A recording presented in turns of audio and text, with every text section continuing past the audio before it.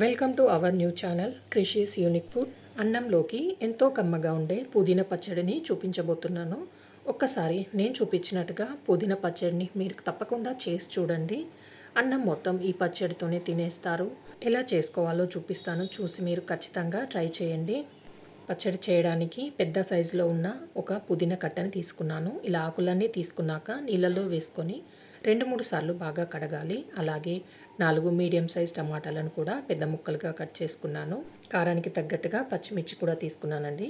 Stove మీద pan పెట్టి దాంట్లోకి 1 to 2 టేబుల్ స్పూన్ దాకా ఆయిల్ వేసి, ఆయిల్ వేడయ్యాక 2 టేబుల్ స్పూన్ ధనియాలని, అలాగే కారానికి తగ్గట్టుగా పచ్చిమిరపకాయలను వేసుకొని 2-3 నిమిషాల పాటు కలుపుకుంటూ లో ఫ్లేమ్లోనే వేగనివ్వాలి.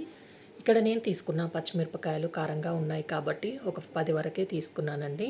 ఇలా పచ్చిమిరపకాయలు కొంచెం వేగిన తర్వాత 2 టేబుల్ స్పూన్ నువ్వులు, 1/2 టేబుల్ స్పూన్ జీలకర్ర వేసుకొని కలుపుకుంటూ ఇవి మాడకుండా వేయించుకోవాలి. అంతలోపు పచ్చిమిర్చి కూడా మొత్తం వేగిపోతాయండి. ఇలా ఇవన్నీ బాగా వేగాక ముందుగా కడిగి పెట్టుకున్న పుదీనాకులను వేసుకొని కలుపుకుంటూ ఒక 2-3 నిమిషాల పాటు వేయించుకోవాలి. ఇలా పుదీనా కూడా వేగిన తర్వాత స్టవ్ ఆఫ్ చేసి ఈ పుదీనా మొత్తం చల్లారనివ్వాలి.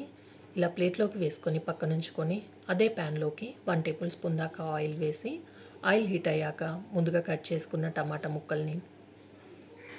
ముక్కలు తొందరగా మగ్గడానికి ఒక 1/2 టేబుల్ స్పూన్ దాకా ఉప్పు వేసి, దీంట్లోనే చిన్న నిమ్మకాయ సైజ్ అంతా చింతపండును వేసి కలుపుకోవాలి. టమాటా ముక్కలు మెత్తగా మగ్గే వరకు ఉడికించుకోవాలి. ఇలా టమాటా ఉడికాక స్టవ్ పై నుండి దించేసి ఈ టమాటా ముక్కలు చల్లారేదాకా పెట్టుకోవాలి.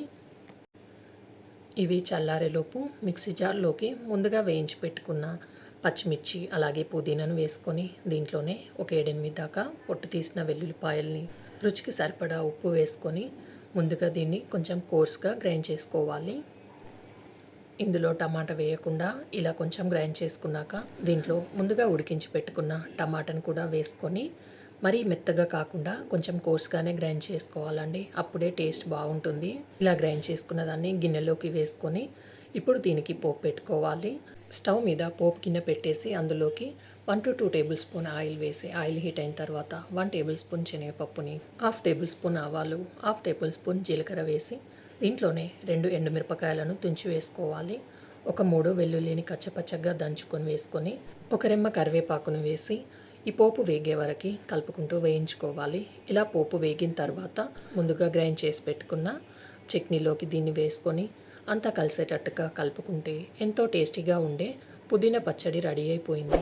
ఇలా తప్పకుండా ఒకసారి నేను చూపించినట్టుగా ట్రై చేయండి. ఇది వేడివేడి అన్నంలోకి చాలా చాలా రుచిగా ఉంటుంది. ఈ పుదీనా పచ్చడిని ఇలా నేను చూపించినట్టుగా తప్పకుండా ట్రై చేసి ఎలా కుదిరిందో కింద కామెంట్ చేయండి. వీడియోకి లైక్ చేయండి, షేర్ చేయండి, సబ్స్క్రైబ్ చేయండి. Thanks for watching.